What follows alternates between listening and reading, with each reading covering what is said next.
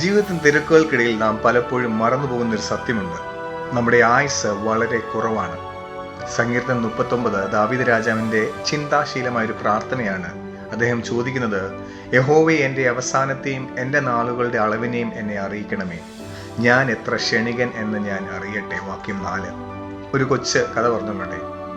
ഒരിക്കലും ഒരു രാജാവ് തൻ്റെ കൊട്ടാരത്തിൽ വലിയൊരു ആഘോഷം നടത്തി. എല്ലാവരും വളരെ സന്തോഷത്തിലായിരുന്നു. അപ്പോൾ രാജാവ് തൻ്റെ ബുദ്ധിമാനായ മന്ത്രിയോട് പറഞ്ഞു, എൻ്റെ സന്തോഷം എന്നും നിലനിൽക്കുന്ന ഒന്നുണ്ടാക്കി തരാമോ? മന്ത്രി ഒരു ചെറിയ മോതിരം ഉണ്ടാക്കി രാജാവിന് കൊടുത്തു. അതിൽ ഇങ്ങനെ എഴുതിയിരിക്കുന്നു, ഇതും കടന്നു പോകും.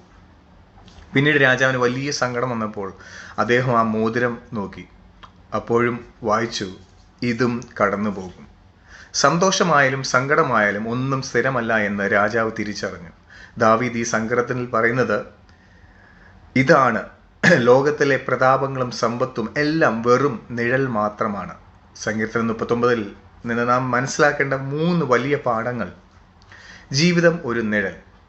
മനുഷ്യൻ നിഴൽ പോലെ സഞ്ചരിക്കുന്നു, അവർ വ്യർത്ഥമായിട്ട് ബഹളമുണ്ടാക്കുന്നു. വാക്യം 6. ഈ ലോകത്തിലെ ഓട്ടം നിഴലിനെ പിടിക്കാനുള്ള ശ്രമം പോലെയാണ്. നമ്മുടെ യഥാർത്ഥ ലക്ഷ്യം സ്വർഗമാണ്. ദൈവമാണ് ഏക പ്രതീക്ഷ. ഇപ്പോൾ കർത്താവെ, ഞാൻ ആരെ നോക്കി പാർക്കും? എൻ്റെ പ്രത്യാശ നിന്നിൽ അയക്കുന്നു. വാക്യം 7. സമ്പത്തോ സ്ഥാനമാനങ്ങളോ അല്ല, ദൈവമാണ് നമ്മുടെ ഏക പ്രത്യാശ എന്ന് ദാവീദ് ഉറപ്പിക്കുന്നു. മൗനവും പ്രാർത്ഥനയും. ജീവിതത്തിലെ പ്രതിസന്ധികൾ അനാവശ്യമായി സംസാരിക്കാതെ ദൈവത്തോട് മാത്രം ആവലാതി പറയുന്നതാണ് നല്ലത്. ഞാൻ മൗനമായിരുന്നു, ഞാൻ വായി തുറന്നില്ല. വാക്യം 9. ദൈവം നമ്മുടെ സങ്കടങ്ങൾ അറിയുന്നുണ്ട് എന്ന് വിശ്വസിക്കുക. പ്രിയപ്പെട്ടവരെ, നാം ഇന്ന് ജീവിക്കുന്നത് ഈ ലോകത്തിൻ്റെ പിന്നാലെ ഓടിക്കൊണ്ടാണ്. എന്നാൽ നമ്മുടെ ആയുസ് ഒരു നിമിഷം മാത്രമാണെന്ന് ഓർക്കുക. ആ ചെറിയ ജീവിതത്തിൽ ദൈവത്തെ പ്രസാദിപ്പിക്കാൻ നമുക്ക് കഴിയണം. നമ്മുടെ എല്ലാ പ്രത്യാശയും ലോകത്തിലല്ല, ദൈവത്തിൽ മാത്രം വെക്കുക. അവിടുന്ന് നമ്മുടെ നാളുകളെ അനുഗ്രഹിക്കട്ടെ. കർത്താവെ, ഞങ്ങളുടെ ആയുസ് എത്ര കുറവാണെന്ന് ഞങ്ങൾ തിരിച്ചറിയുന്നു.